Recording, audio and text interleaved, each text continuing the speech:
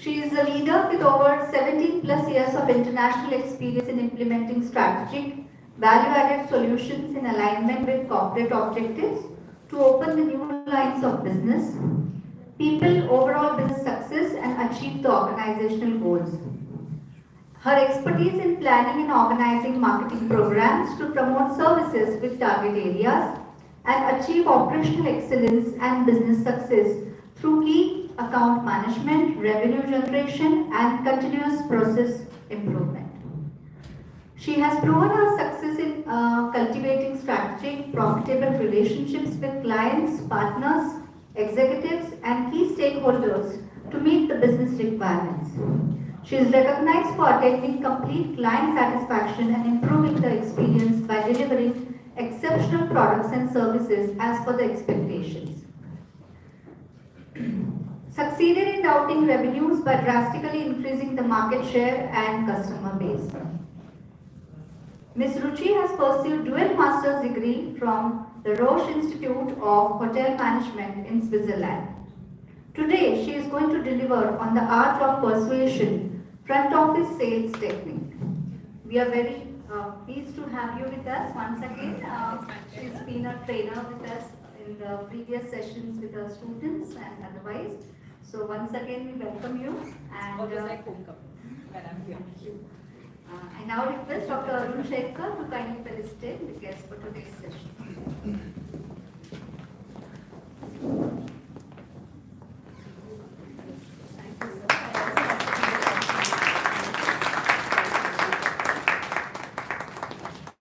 Thank you, Dr. Arun.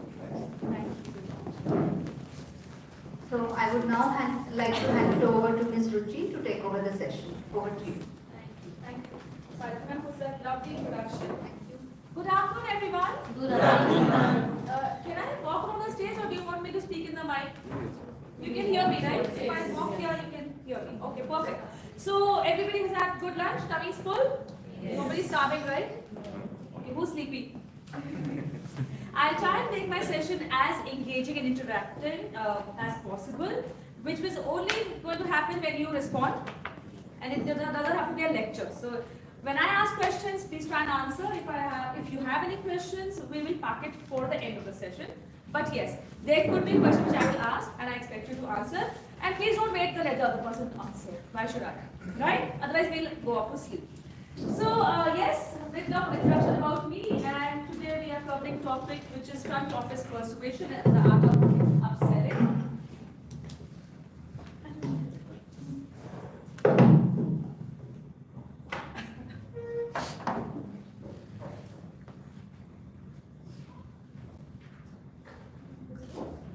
That's the topic for today.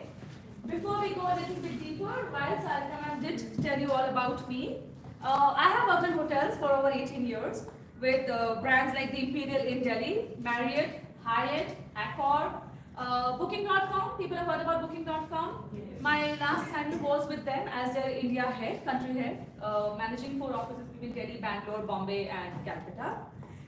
Sales development, business development, relationship management, people management, leadership skills has been my forte. Most of the things have been covered here, and this is for you to just have a glance in case you want to connect with me for your own personal growth after the session. Okay? So, what is our agenda for today? We are looking at what is upselling. Why is it relevant for front office people? It's basically a sales job, right? They are the bread earners for the hotel. Why does front office need to know about upselling and what do we have to do about it? How do we identify the sales opportunities? What do we do, with those opportunities? How do we build that rapport? Because selling is not easy. Nobody's going to buy things from you if they do not trust you, right? We look at that. Then we make recommendations and we also track results, right? So this is what we're looking at today. It's 2:15. We'll try and wrap up this by around 3:15, 3:20, which is when we will take a coffee break. And before you go for that break, I will also give you all your role plays, which you can discuss and prepare during your coffee break and afterwards. So when you come back to this room at around 3:45, then we'll take that time to do the role plays here. So everybody has to participate. Okay, and nobody's judging anybody. Cool? Perfect. So what is upselling? What is upselling? Anybody knows what is? You'll say, you know what, that's what you're here to learn, right? So why are you asking me? You're supposed to tell us that. Well, I will. But I also want to know, what do you understand by it?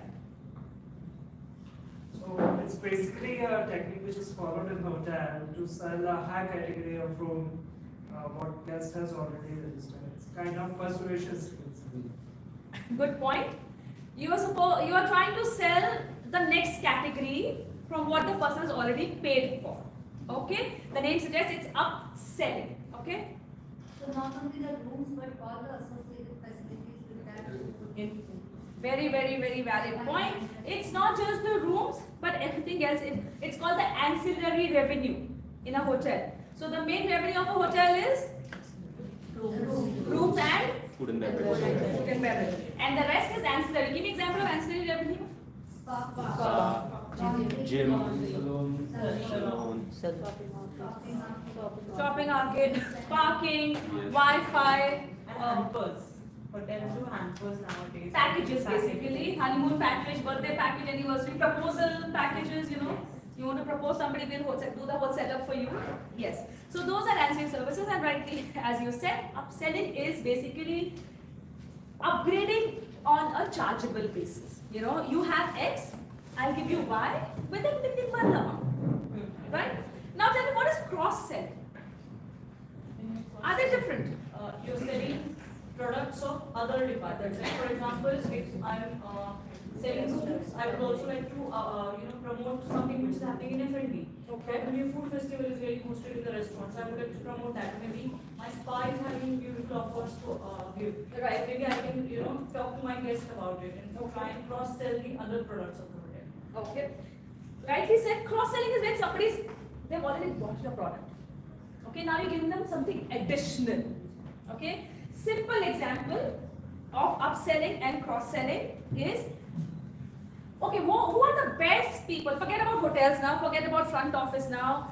In your day-to-day life, right? We all go out. Give me an example where you always get upsold. McDonald's.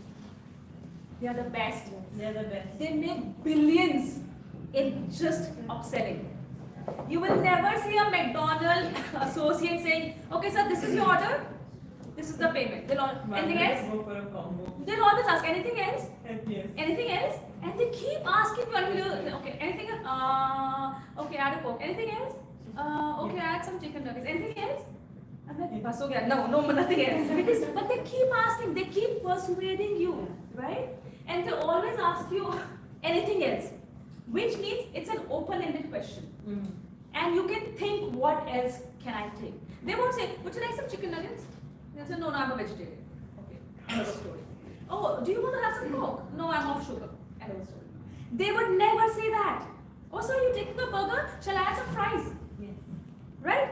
It's an open-ended question. They will persuade you to think, oh yeah, I can do that. But if they say, you know what, would you like to, shall I add a McFlurry? No, I'm off sugar.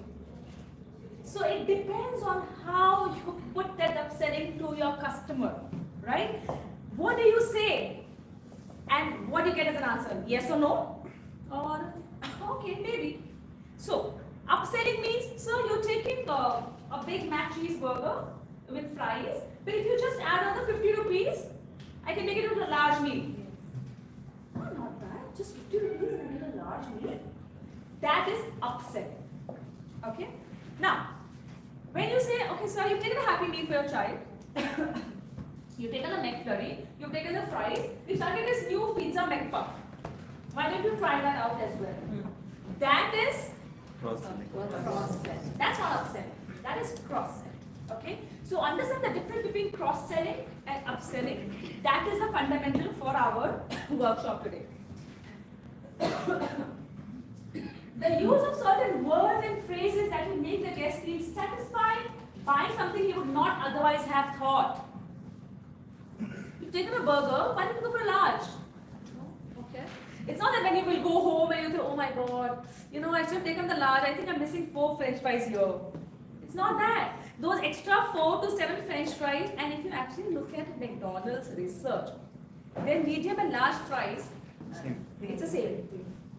It is actually same. It's just the marketing gimmick, right? In terms of the grams or in terms of the number of pieces, not that anybody sits and counts, but they are the same. But they have upsold you, and that executive has made his extra revenue, which is billions in upselling, right? So we are looking at front office upselling because yes, if a guest has booked a room in your hotel, that means he's already liked your hotel, he's done his research, he likes the reviews, he wants to stay. Now when he comes to the hotel, it becomes the responsibility of the front office associate to check what else can we do. And ladies and gentlemen, upselling is not fleecing the customer. It is not. It is the way of doing business. It's a win-win. When you upsell, the customer gets something additional and you get money for it. So it is not fleecing them, it is not fooling them, you are not kind of taking advantage. When you are upselling, you are telling them all the things about the product that they might eventually take. Right? Once they are convinced, they sign on the dotted line. Right? So there is no way you can say, oh, this is not a fair practice. It is a very, very fair practice of doing business. Because you're giving something additional to that guest, which he would have not otherwise thought of doing. Got it? Clear? Upselling is easy if you think of it as a way of helping out the guest and creating a satisfying solution to fulfill a need. As I said, win-win. We get revenue, they get additional benefits. Yes, we are earning money, but if I'm giving you a room upgrade to a suite, by upselling, maybe that suite would have costed you 100% more. But now that you booked the base room and you're standing at the reception, you're already here, I will give you just 25% extra. You saved your 75% and I earn 25%. And you got a suite. With me so far? Yes. Agreed? Okay. Difference between upselling and cross-selling. Let's just read about it. Upselling focuses on persuading guests to offer a more expensive option within the same category, such as upgrading to a higher category, or cross-selling encourages guests to purchase additional amenities or services from different services. Like you said, upselling is selling them rooms with higher categories. You are in a garden room, take a sea view room, right? You want a room with a balcony, this is the extra charge. You want a room with a swing, or you want a room with 2 additional beds because your family of 4, additional charge. Oh, this is upselling. Now that you're here, I just saw that you're a family of 4, and maybe you would like to have babysitting during your stay, because maybe you would like to have some time with your wife alone, and you would want us to take care of your kids. So we can give you a babysitter at X amount per hour. Cross-selling. Oh yeah, it would have been much expensive had you got our net and take another room. So you're giving me the facility, I'll take it. Yeah? So upselling and cross-selling clear? Another thing, suggestive selling and compelling selling. What is suggestive selling? When you're Suggesting something. Okay. Give me an example. if a family has booked 2 rooms, right? They are apart from each other or on the other floor, or we can tell them that you can be close by. I would give you an interconnecting room which is in the corner, little bit bigger size, maybe a junior suite which is connected to another room. That is suggestive selling. You are suggesting to the guest. Okay. Any other example? Thank you for that example. Or in the F&B maybe. When guests is want to have a menu, or you are suggesting some beverages which will go along with that food. F&B, it happens very, very often. You get more variety. So I am an order taker. Guest is sitting on the table. I just come and say, sir, what would you like to have in starters? I don't say, what would you like to have? Oh, you know what? We're not too hungry. Let's have a quick meal. You order the pasta, I order the pizza, we are done. There goes my start with the revenue. Right? So I walk and say, so what should I start with, sir? Shall I get some drinks to start with? Or shall we get some starters? actually, okay, we didn't think about it, but yeah, one starter should be good. Let's at least have one. And one drink a month each. Suggestive selling. You're prompting the guest to take a wise decision. Sometimes it is also very important to appreciate the guest in terms of their decisions, right? For example, when he says, you know what, we were thinking of taking, you know, the spaghetti carbonara. Amazing choice, sir. Excellent choice. Or when the guest comes on the front desk, he's booked the room. You know, we were thinking of, you know, going to the Taj Mahal, but we've also heard it's very crowded and it's not very, you know, it's not very comfortable, it's not very safe. No, sir. Amazing choice. Since you've come to Agra, you must go to Taj Mahal. Brilliant choice. I'm glad you spoke about it because we have a special tour. We can get you a guide. It'll be really safe. You can go in the hotel car. He will be with you throughout the journey. He will explain you about the monument and he'll get you back comfortably. Meanwhile, we can also stop on certain restaurant and you can have a nice lunch. Oh, okay. You are reaffirming and confirming his decision. At the end of the day, he thinks, yes, I thought about it. He just wanted a reassurance that he's on the right track. And that you could do because you have the product knowledge. Because he was in self-doubt. And he wanted someone to show him the direction that, you know what, good decision, go for it. Like for example, when you go to a restaurant, you know, I'm off carbs, but I really like this ravioli. What do you suggest? Amazing, sir, you should not miss it. This is the best selling in our restaurant. Even if he was in doubt, you have convinced him to buy it. Right? Suggestive selling. At the same time, it's all about the time. Now tell me something, taking the case of McDonald's because they are one of the best upsellers. When do you think they upsell to you? What is the usual sequence of events when you go to a McDonald's? You go, you stand in the line, then your turn comes, you go to the counter, and then you... By the way, do you know why do they have all these displays on the top? That's also two means of, you know, so while To stimulate your mind. Yeah, period term comes, maybe you need to read as a picture. Because visual speaks 1,000 words. At the same time, just think about it. Whenever you are thinking something, what is your usual reaction? When somebody asks you a question, suppose you're in an interview now, I guess most of your past state of interviews, but when you are thinking something, what is your usual gesture, posture?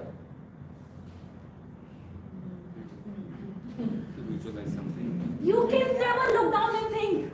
No, you always. Can you just imagine if you're thinking, like, you would never do that. You are always, if you're thinking, if you're in a thought, if you're lost in thoughts, it's all, like, You look up. you always look up. And McDonald's caught it very, very brilliantly because when you're thinking, you're looking up. And when you look up, you have all those prompters. So when they ask you anything else, and you're like, Yeah. happens to us, right? Right. It's that twinkle, right? So McDonald's has caught it very, very quickly. So when you're giving that order, when you're at the cash counter, when you're just about to pay, okay, one Happy Meal, one chicken burger, one Mac Number.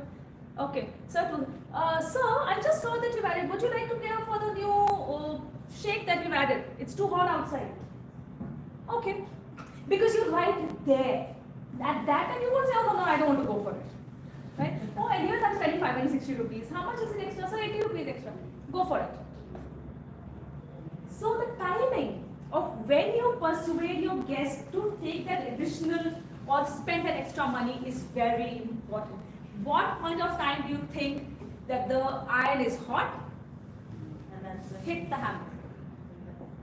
That's what you need to learn, and that's what we will look at how to do that. Why is front desk upselling so important? As I said, it's sales and marketing's job to get the business. Why do we need to bother? All we have to do is check in, check out, maintain the C forms and the other records and do the night audit, and we go home. Why do you have to worry about revenues? Well, you have to, because front desk upselling drives 5 to 9 times more revenue than pre-sale selling. Front desk selling drives a red par contribution of between 2 to 5%, which is all your room upgrades and additional amenities. While pre-stay upselling generates only 0.3 to 1. What is a pre-stay upselling? What is pre-stay upselling? pre-stay. Before the guest is The arrived. pre-arrival phase. So probably airport pickup drops to be asked for or something on those terms. I'm not sure, but I would like to try. For example, if I'm doing taking a reservation, you might want to check with them if they're coming for any special occasion, and then I'm not sure. It is to a correct answer. The pre-stay upselling is when the reservation executive is talking to the guest at the time of reservation. If you have ever heard the conversation which happened between the reservation executive and the guest, they do try to upsell a lot, right? But at that time, there's no rapport. The guest has maybe just called on a generic line. He's trying to inquire, right? At that time, maybe he's not seen your brand. Maybe he's just heard of it. Yes, Taj is a great brand. But I have not experienced it personally. So I want to have a budget. And I want to go experience in that budget. But once I booked, when I come to the property, when I get welcomed by your team at the airport, of course there's a wow factor. When I get in the car, I am already started to feel that okay, I've taken the right decision by booking this hotel, right? Then I get welcomed at the lobby with Architecture Garden, whatever is has part of hotel standard. So I'm already there. I become a fan, right? And there's then the front desk staff says, oh, you've taken this room, but I think if you are coming for your honeymoon, you must try our specialty restaurant. And because we are busy right now, if you would like, I can make a reservation for you so that you get space and you get priority as our in-house customer. Yes, I would like, right? So, pre-sales upselling is not as much as it happens during the arrival. Upselling in the front office might multiply this figure by at least 5 times, and it also boosts your best guest experience. As I said, it's not one-sided. It's not that I'm making money. You are giving the guest a great experience. A lot of times, upselling informs the guest about the facilities which they may have otherwise not known. I would not know that there is a spa package that is going on. Like I remember when I had gone to the Grand Hyatt Bombay, they said, you know, you are staying for 3 nights. Because you're staying for 3 nights, you're entitled for 50% discount on the spa. I didn't know that. Of course I would like to take it. Yeah, ma'am, it's mentioned, but nobody really reads the fine prints. How often do you read the fine prints? You don't. You go to a website, you have a budget in your mind, you like the rooms in terms of pictures, the budget is as per what you had expected, the reviews are great, you book. That is all you do. Most of the time we just think that we will go to the hotel and explore what we need to do. Yes, no? So, a lot of information gets passed down during the upselling process. Some of you already mentioned, what can you upsell? Room upgrades, room related deals, like you can late checkouts, early check-ins, room attributes like room with a balcony, room with a sea view, more spacious room, you want an extra bed in the room. This room doesn't have a space for extra bed, you book the standard room. I can give you a deluxe room. The charge is only 25% extra, but I will give it extra bed. It's possible, right? Or a bathtub. I remember this hotel, anybody, Taj Aurangabad. So most of the Taj Aurangabad has swings in the balcony and there's a separate charge. So I was going with my family and I thought my children would like swing. So I had booked a basic room. And they said, ma'am, if you want the room with a swing, just additional charge for it, right? So anything could be a feature added to the room, right? Food and beverage, dining options at your restaurants, welcome drinks, dinner for special occasions like birthdays, anniversaries, wine tasting, beer tasting, 3 or 4 course special tasting menu, right? You can upsell this. A lot of time people just book room and breakfast. What is that plan called?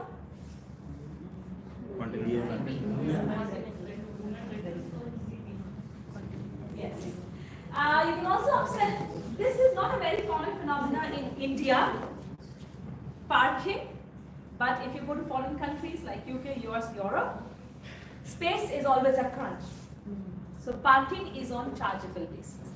India is not so much applicable because also in India people really don't drive and do all. There's no road drive. But in places like Europe, a lot of people will drive down from France to Italy, from Italy to Germany. They drive because they have big cars, they have big families, and they just dump all their bags in the car and they drive. And at that time, when they come, they would need a safe parking spot, right? So, and in a lot of hotels, like I said, because space is a crunch, Parking is on chargeable basis. Yeah, so when you come to the hotel, you say, yes sir, we have parking, and since you're going to be staying with us for at least 4 nights, I'll give you at a minimum cost of X amount. Back in the day when I had gone to Auckland, I think I was in Wellington, south of island of New Zealand. The hotel had a parking across the street, and it was always on chargeable basis. And then it had to also change after 6 p.m. I could not charge there, like how you have like even odd dates here also in Pune. So after 6 p.m. I had to go down and remove the car and put it on the opposite side of the road because of the space cut. So parking can be an upselling item depending on where you are. Meet and greet at the airport if you want someone, like how you have the Sahara Pranam services now at the airport, which is a chargeable basis. If you want our airport reps to come and meet you inside and pick up your luggage and help you with your immigration process, this is the charge for it. A card for public transportation, shuttle service to local attraction, bike or e-bike rental. Wellness and spa services, very common upselling item. Give your guests opportunity to relax and unwind by offering them following wellness deals: spa treatment, spa package, yoga, pilates, anything. Anything which has a price tag can be upsold with a minimal discount. The reason you're not putting it on a rack rate is the reason that you can upsell it. If it's a rack rate, then anybody can have a choice to take it or not take it. But when I get it at a discount, then I can think about it. Yeah? Also, you can upsell activities like city tours, historical site, water sports, kayaking. Some of the resorts have this. If you go to Maldives, for example, in Maldives, these are very common water sports and they're on chargeable basis. One other hotel I had gone to, they had photo shoots. It was suppose it's $100, but if you're staying in house and if you book it now, it also happens. So if you book now at the desk, I can give you X discount. But if you go to them, to the store, and if you ask them, it will be as a rack rate. Okay, you are converting the business as soon as possible. Yeah. Special occasions we already spoke about. So what do you need for upselling? Yes, you need to know about your product. The basic fundamental of upselling is you need to know your product. You cannot suggest a guest a room upgrade if you do not know the room differentiation. What is the differentiation between a standard room to a deluxe room to a luxury room to a suite? If you as a front desk associate have a doubt, and if the guest asks a question, so what will I get if I pay $50 extra? What will you say? So you need to really know your product very, very well, right? For example, I'll give you an F&B example. You go to a fine dine restaurant and there are suppose 2 chicken dishes, right? One is for 1200 rupees, the other one is for 1800 rupees. Now, I could buy something for 800 rupees because sometimes I think expensive is better, right? And then I ask the server, what is the difference between the two? And if your server cannot explain the difference, as per my satisfaction, do you think I spend an additional 600 rupees? I will not. So the responsibility lies on the staff. If you want to upsell and get that additional revenue, you better know your product to the T. Only then you have the confidence to ask for that additional money from your guest. Yes? So, yes, you need to know the product very well, but also you need to be a good listener. You need to listen to your guests. Only then you can understand what do they need. For example, not a very good example, but if a couple comes in and they're arguing about something and then their children are as well, and you see, they have come for a holiday, but it's not a very happy scene, the kids are whining away, blah blah, they've got a long journey. So you know what, sir? We have an amazing spa package going on. Why don't I suggest that you and your wife go to spa? By week, take your kids to the play area. Thank God, this is what I needed. How much money? $100. Please take it. Give me my peace of mind. Happens? Right? So be aware of what's happening around. Understand your customer's need. Right? Have a good body language and have a good posture. Show your confidence in selling your product. If you yourself are in doubt, then how will you convince the customer to buy it? So be confident of what you are selling. Is your spa very good? Yes, sir. It's one of the best spa in the city. You should look at our reviews on Google, and our pursuers have been working with us for the last 18 years. They are really expert in this therapy. If you can answer it at that level, you've already sold it. Rather than saying, do you have a great spa? Yes, sir, our spa is very good. Okay. Okay, I'll think about it. Happens, right? So yes, you have to be aware of what the guest needs. You have to have a great body language, great posture, good confidence. You need to be vigilant of what's happening. Read the guests. Sometimes they may not even talk, but you can read them. So yes, it's not just about your body language, it's also about the guest's body language. From their body language, you can understand, is he going to go for it or is he not going to go for it? You can understand if he's in doubt, you can read his face, you can read his gesture that he wants to go for it. He just needs a little bit more pushing. Yeah? And why I put the heart? Be empathetic. Just don't look at your own selfish agenda of making that extra money, because sometimes, I don't know how the case is in today's scenario, but front office executives have targets on upselling. They do have targets on upselling. So do not have that in your mind when you're talking to a guest, because that will